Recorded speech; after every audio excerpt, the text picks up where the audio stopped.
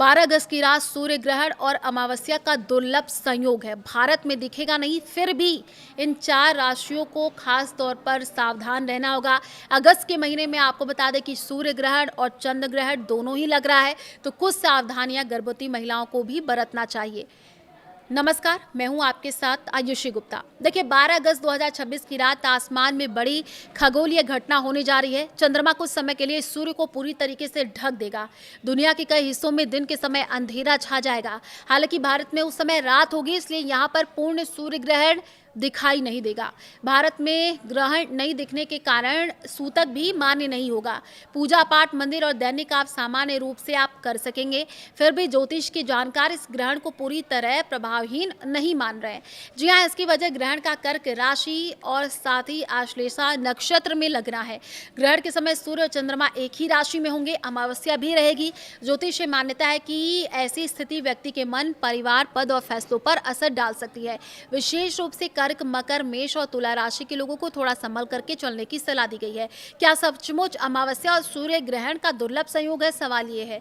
वैज्ञानिक दृष्टि से हर सूर्य ग्रहण अमावस्या के दिन ही लगता है। अमावस्या पर चंद्रमा पृथ्वी और सूर्य के बीच आता, लेकिन हर अमावस्या पर तीनों खगोलीय पिंड एक सीधी रेखा में नहीं होती, इसलिए हर महीने सूर्य ग्रहण नहीं लगता है।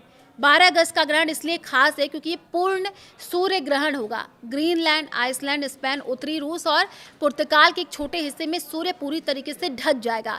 यूरोप, उत्तरी अमेरिका, अफ्रीका के कुछ क्षेत्रों में आंशिक ग्रहण नजर आएगा। पूर्णता की स्थिति अधिकांश स्थानों पर 2 मिनट से कम होगी।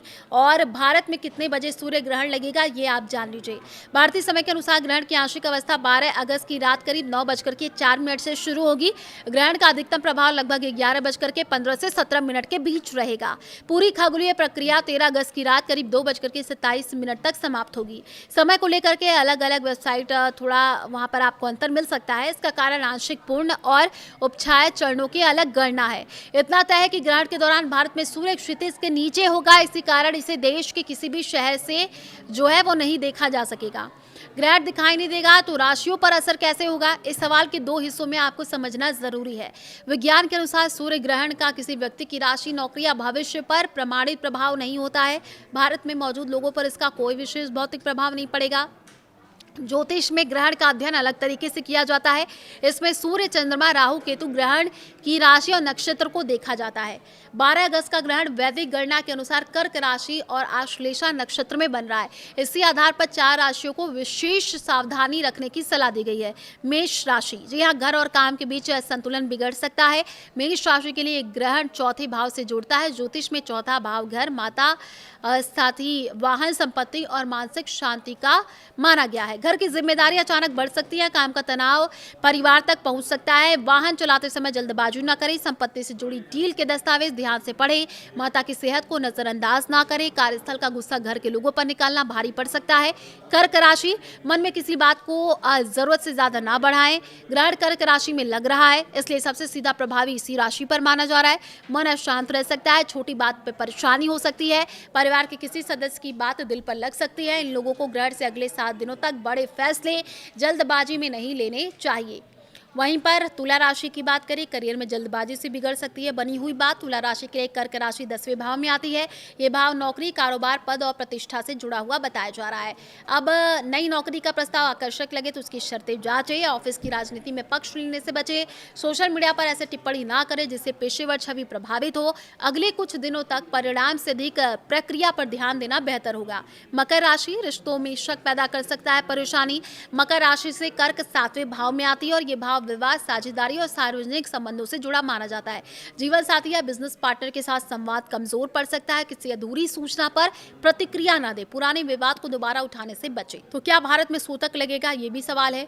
भारत में ये सूर्य ग्रहण दिखाई नहीं देगा। प्रचलित धार्मिक मान्यता के अनुसार जहां ग्रहण दृश्य नहीं होता वहां सूतक लागू नहीं माना जाता, इसलिए भोजन बनाने, मंदिर जाने, पूजा करने या शुभ कार्य रोकने की आवश्यकता नहीं है।